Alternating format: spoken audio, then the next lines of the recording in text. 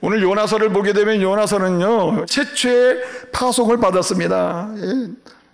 북쪽 이스라엘 선지자로서, 아수르라고 하는 그 당시에 대제국이면 최고의 제국이거든요. 제국 땅, 그것도 수도 한복판으로 가라는 겁니다. 수도로. 니느웨로 가라, 니느웨. 여러분 얼마나 두렵겠습니까? 까딱하면 갔다가 종로로 체포가 돼가 종이 될 수도 있는데.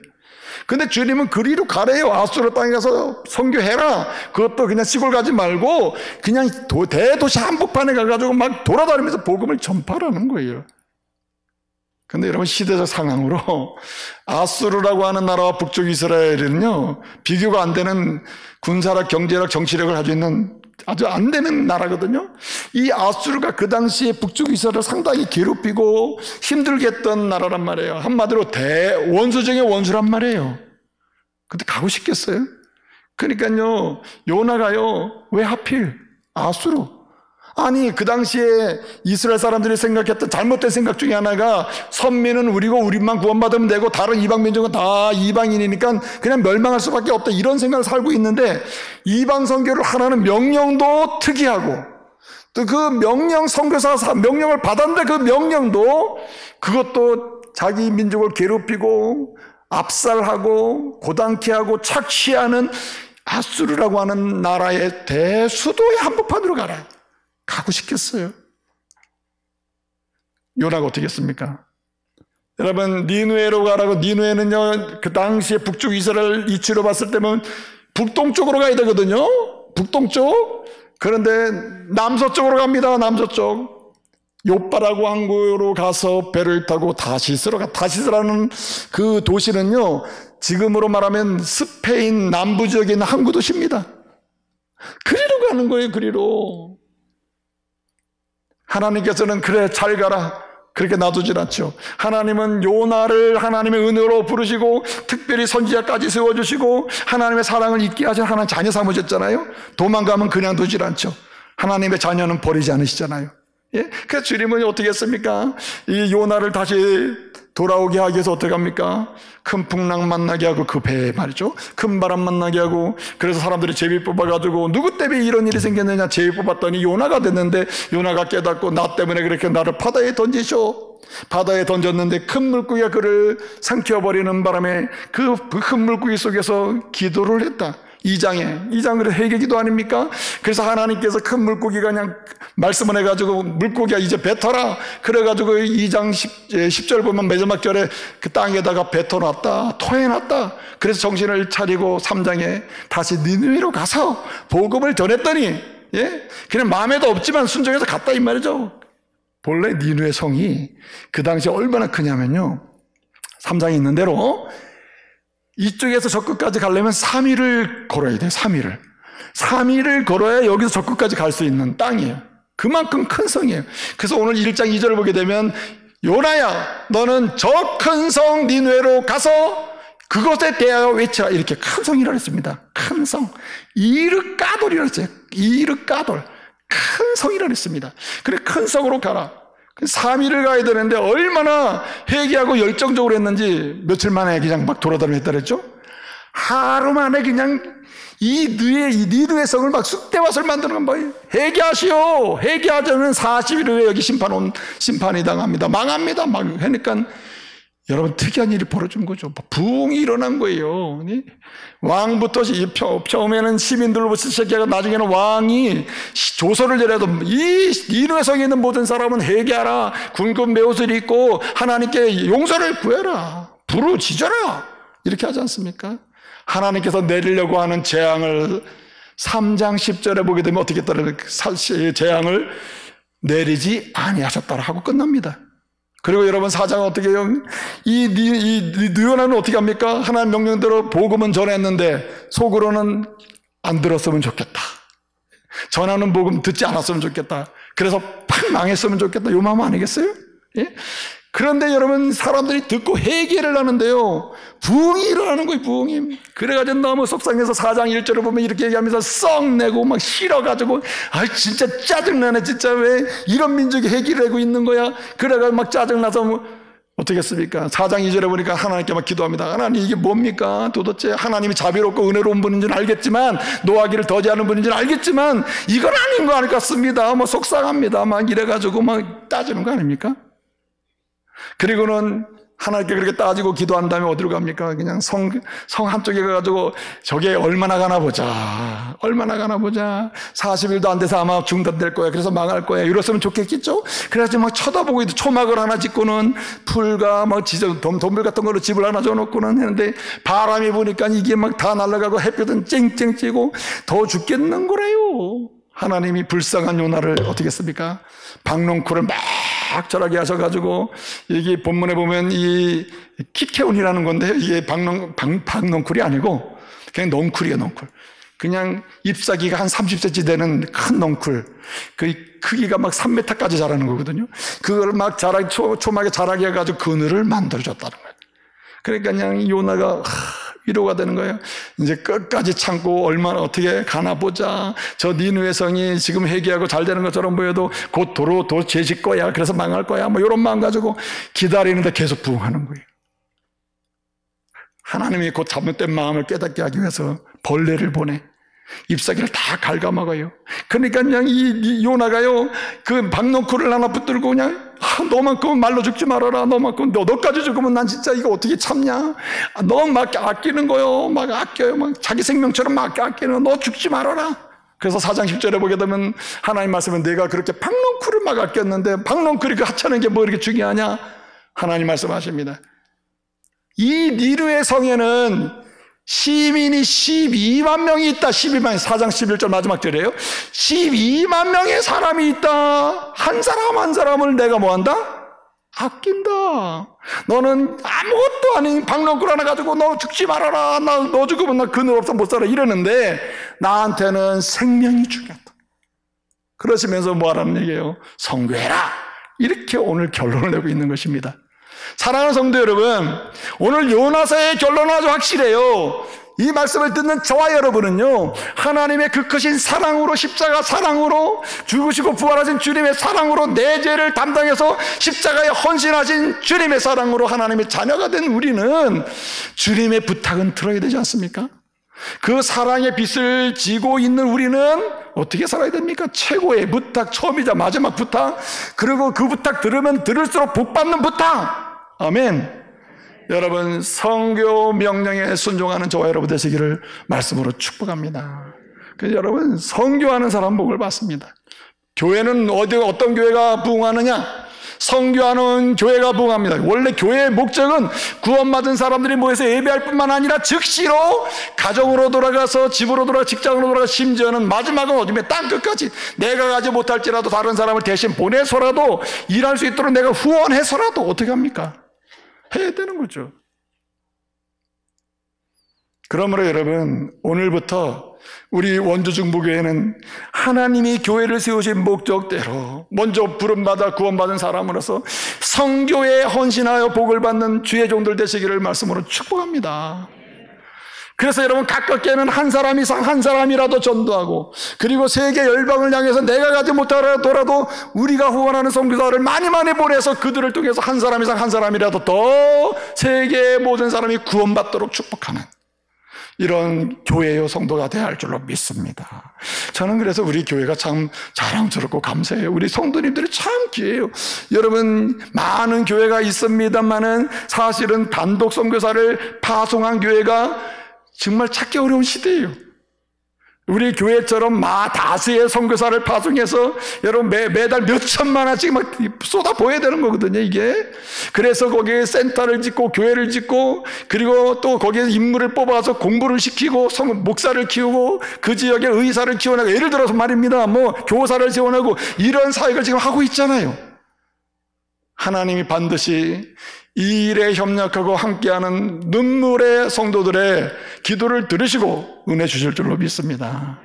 여러분, 우리 교회에 하나님이 너무너무 참 귀한 복을 많이 주셨어요. 그러므로 여러분, 오늘부터요, 우리는 조금 더 낫게, 더 아름답게 성교하는 교회가 되어야 할 줄로 믿습니다. 자, 그러면은 여러분, 요나처럼은 여러분 불순종하는, 그러다가 나중에 순종하는 이런 선교가 아니고 순종하는 요나로부터 출발하는 이런 순종하는 요나 같은 선교를 하려면 어떻게 됩니까? 세 가지 꼭 방법이 있습니다. 세 가지 방법이, 첫째는 하나님의 마음으로 선교해야 됩니다. 하나님의 마음으로. 내 마음으로 내 마음대로 선교하잖아요. 선교 아무리 열정적으로 한 1년까지 갈 수도 있겠습니다. 5년까지도 막 의지를 가지고 할 수 있겠습니다. 6년부터는 탁 다쳐버려요. 누구의 마음이 아니면? 하나님의 마음이 아니면은요, 지속 가능한 선교는 존재하지 않아요. 내 마음으로 선교한다? 이거는 거의 단절이에요. 그리고 설령 선교가 진행된다 하더라도 그 선교사에게 결실이 일어나지를 않습니다.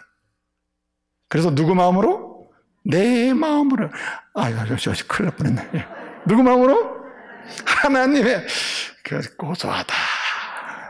하나님의 마음이 하나님의 마음으로 해야 된다는 거예요. 여러분, 하나님의 마음이 어떤 마음이길래 하나님의 마음으로 해야 됩니까? 여러분, 1장에 보면 1장에서 가장 중요한 동사 중에 하나가 생각한다는 단어예요. 1장 6절에 보면요, 선원이나 선원들이 이야기를 안 합니다. 우리가 뭔가 잘못하고 해결을 하면은 하나님이 생각해서 우리를 긍휼히 여겨주실 게 아니냐? 맞습니다. 하나님은 어떤 분이냐? 생각해 주신 하나님이에요. 여기 생각한다고 하는 요 말이요, 1장 6절에 생각한다는 말은 아샤트라고 하는 말인데, 이 말은 이렇게 성경에서 쓰이는 말입니다. 빛나게 하신다, 은혜 받게 하신다, 구원받게 하신다, 건져주신다. 그러니까 하나님 마음은 뭐냐면은 주의 택한 백성들을 보시면서 내가 너를 건지시려고 하는 마음, 은혜 주시려고 하는 마음, 잘되게 하시려고 하는 마음, 좋게 하시려고 하는 마음. 아멘 하세요. 그렇잖아요. 주님의 마음은 오직 잘되게 하는 거예요. 주님의 저와 여러분을 향한 마음은 잘되게 하시고자 하시는 것임을 믿으시기 바랍니다. 그래서 주님의 마음은 중단이 없어요. 구원해야지, 은혜 줘야지, 빛나게 해야지, 그런 생각으로 가득 차신 분이 주님이십니다. 그래서 여러분, 이 마음을 가장 또 강하게 표현하는 단어가 이 마지막 장에 나오는 단어인데, 4장 10절 11절을 보면요, 이 박넝쿨 그 잎사귀가 마르면 자기 이제 그늘 없어서 그냥 태양 땡볕에 그냥 그냥 땀 흘리며 죽을 지경이 될 거 아니에요. 그러니까 요나가 다른 건 몰라도 이 박넝쿨 너는 죽지 말아라 하면서 4장 10절을 어떻게 했다 그랬어요? 아꼈다. 막 아끼거든요. 근데 여러분, 주님 말씀하시는데, 야, 박넝쿨을 아끼는 너야. 나는 박넝쿨이 아니라 박넝쿨을 통해 너를 아낀다. 너를. 요나, 너를 내가 아낀다. 너처럼 이 니느웨 땅에 있는 시민들 한 사람, 한 영혼 한 영혼을 내가 아낀다. 그래서 4장 11절, 어찌 여기 있는 영혼들을 내가 아끼지 아니하랴. 4장 11절. 하나님 어떤 하나님? 아끼시는 하나님이심을 믿으시기 바랍니다. 그래서 하나님의 마음이란 생각해 주시면서 한 영혼 한 영혼을 아끼시는 주님이셔. 그게 주님의 마음이야. 내가 아끼지 않으면 누가 아끼랴? 내가 책임지지 않으면 누가 책임지랴? 하시면서 아껴주시고 한 생명에서 축복하시기를 소원하고, 내가 은혜 줘야지, 내가 구원해야지, 내가 건져줘야지, 내가 책임져야지, 내가 생각하지 누가 하랴? 이런 마음이 주님의 마음이신 줄 믿으시기 바랍니다. 그 선교는요, 하나님의 이 마음을 없이는 지속할 수가 없어요. 된다 하더라도 엉뚱한 데로 가는 거예요. 그러나 또 한 가지, 여러분, 누가 선교를 잘할 수 있나? 따라합시다. 우리 하나님을 향해서 뭐 하는 사람이냐? 우리 하나님을 향해서 매달리고 맡기는 사람입니다. 그러니까 무슨 얘기냐? 한마디로 하나님이 일하신다는 것을 믿는 사람이에요. 따라합시다. 하나님이 선교하신다. 여러분, 우리 보고 하나님이 너 니느웨로 너 가라 그랬잖아요. 니느웨로 가라. 니느웨로 우리가 가서 선교하라고 하셨지만 일은 누가 하신다? 하나님이 하시는 거예요. 하나님이. 여러분, 하나님이 우리에게 목사 직분을 줬어요. 장로 직분을 줬어요. 권사 직분을 줬어요. 또 세례받고 하나님의 성도라는 직분을 줬어요. 그 직분을 주고 성도답게 살아라 할 때는요, 살게 하시는 분이 주님이심을 믿으시기 바랍니다. 주님이 일하심을 믿어야 돼요. 그래서 이렇게 하나님의 마음으로 하는 사람일 뿐만 아니라 하나님이 선교를 하신다, 하나님이 이 일을 주도하신다, 하나님이 하심을 믿음으로 해야 될 줄로 믿습니다. 하나님이 일하신다. 그래서 여러분 그 1장도 그렇고 이 요나서에서 사용되는 가장 중요한 단어 중에 하나가 예비하십니다. 제가 앞서도 좀 말씀드렸지만 선교사를 파송하면 거기서 도울 사람 미리 예배해 놓는다니까요. 주님이 환경도 만들어 놓고 예비 다 해주십니다. 주님이 보내실 때는 예비가 돼 있어요. 예비가.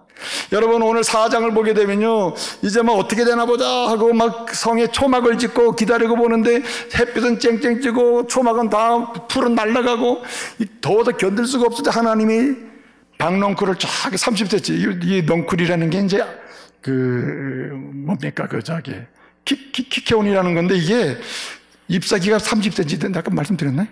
3m 정도 이렇게 되는 건데 그거를 그냥 하나님이 쫙 자라게 한 거예요. 거기서 하나님이 이 4장 6절을 보면요, 어떻게 말씀하십니까? 하나님이 박넝쿨을 모아서 모르면 예비하사라고 하세요. 박넝쿨을 모아서 예비하사. 하나님이 일하신다니까요. 6절 보세요. 4장 6절 하나님 박넝쿨을 예비하사. 그래도 깨닫지 못하니까 박넝쿨을 막 썰어먹게 해요. 벌레를 통해서. 벌레를 하나님 모아서 예비하사. 4장 7절에 보게 되면 하나님이 벌레를 예비하사.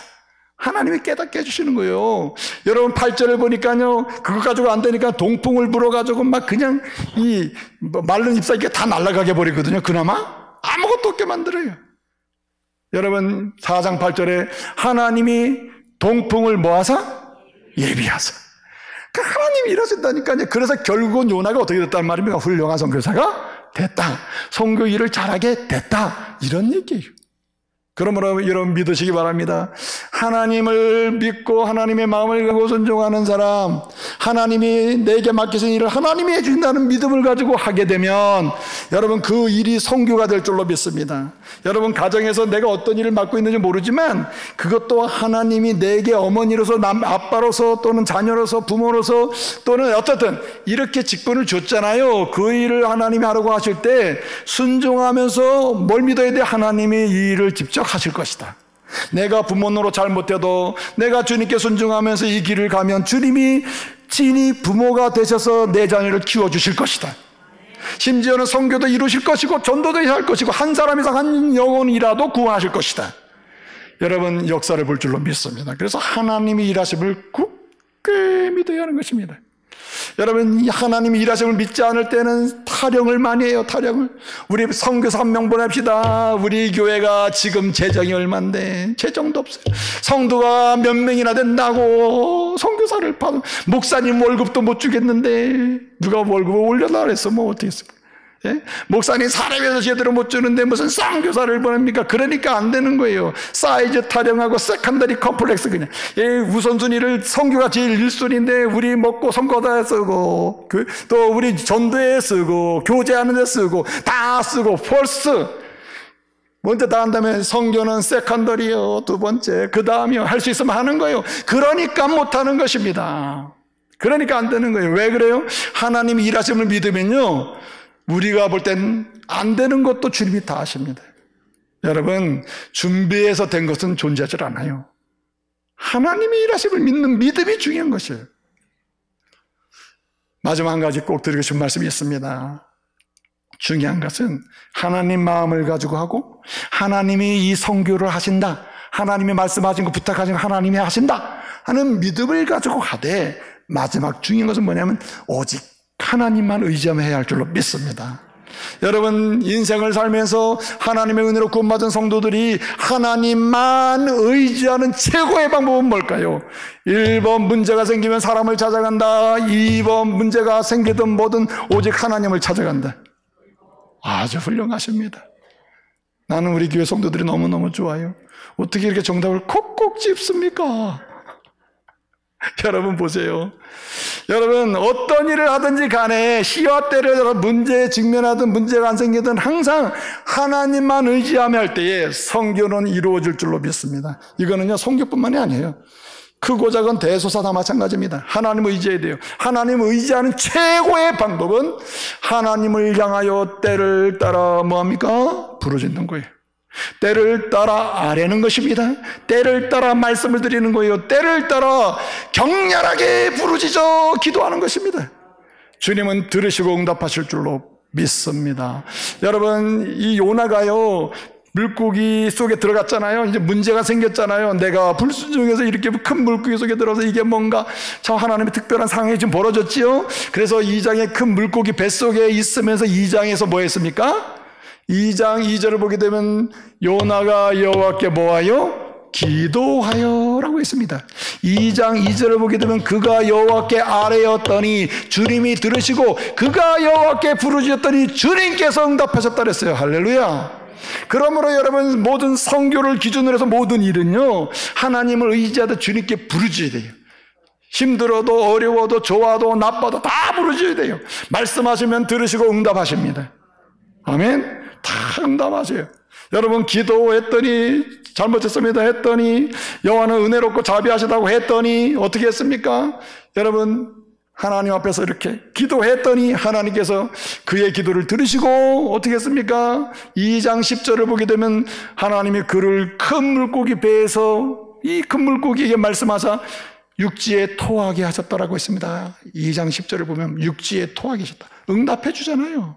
뱃속에서 나오게 하는 방법, 깜깜한 터널 속에서 나오는 방법은 부르짖는 거예요.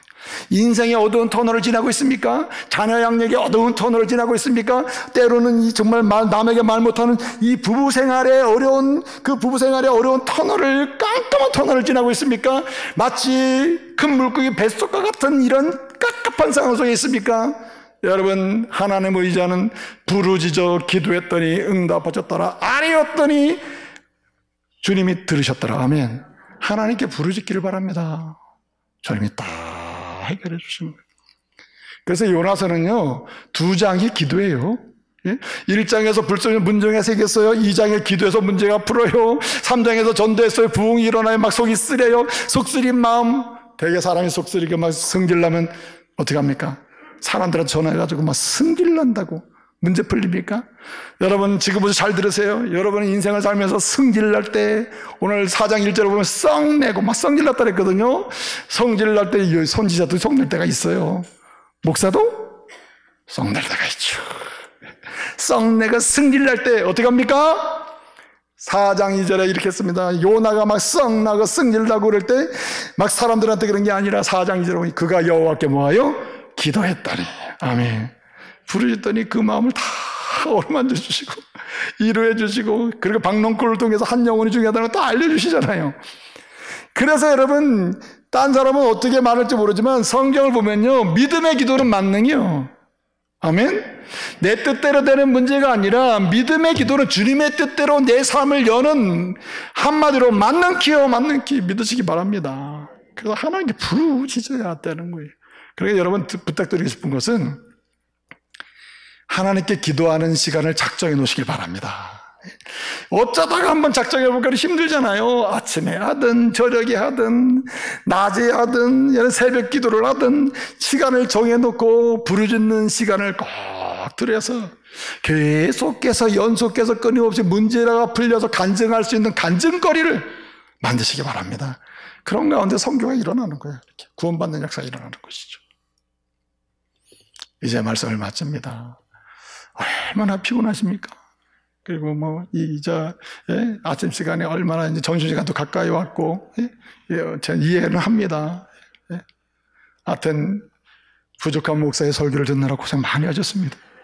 그러나 여러분, 기억하셔야 돼요. 제 이야기가 아니라 주의 오늘의 말씀이에요. 앞으로 하나님의 영광스러운 신령한 하나님의 사람으로 복을 받기를 원하신다면, 인생에 의미 있고 행복한 인생을 살기를 원하신다면, 가문이 여러분이 지나간 다음에도 역시 우리 부모 세대는 달랐어라고 새로운 인생의 평가를 받기를 원하신다면 길은 하나요.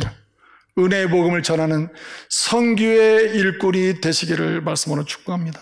하나님 마음으로, 그리고 하나님을 향하여 전적으로 드려지는, 하나님이 모든 일을 하신다고 하는 믿음의 고백으로, 그리고 하나님을 의지하는 눈물의 기도로 전진하시다가 결실을 맺는 저와 여러분 되시기를 말씀으로 축복합니다.